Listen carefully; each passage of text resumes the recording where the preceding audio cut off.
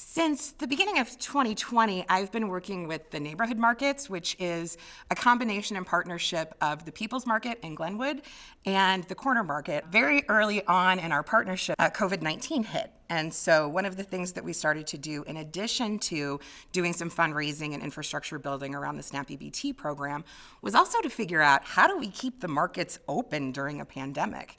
And so one of the things that we did was develop an advanced ordering and drive-through pickup system. One of the things that I think that the Neighborhood Markets Project does to advance social justice is to create affordable access to food for people who need it. And they're doing it by building up community infrastructure and building up their neighborhood resources. Instead of looking to external philanthropies or grant funding, they're really trying to build up the resources that they have from their neighborhood market customers. And so they're trying to create that affordable access to food by creating that stronger neighborhood. So there can be a lot of competing discourses when you're working around food. And communication is really important to that because it helps people create a space where they can share their stories around their experiences. So one of the coolest things that we did with the Neighborhood Markets Project at the onset of COVID was to create a series of listening structures, both for the customers at the market and for the people who are working as vendors at all of the market, that everybody had a story about why they wanted to keep the market open.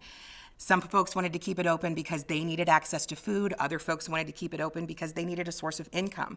And so we were able to reconcile some of those competing needs and discourses alongside the growing concerns about the spreading pandemic. And so because we were able to start off with those listening sessions very early on, we really infused communication into the foundation of everything that we did. As a faculty member at UNCG, one of my primary roles is working with communities around food. And I've already worked a lot with several of the partners who are involved with the neighborhood markets. And so we were able to really start a lot of our work right away. We were able to do a lot of advising around research, for example. We've done some interviews and surveys to help collect those stories and experiences from the community.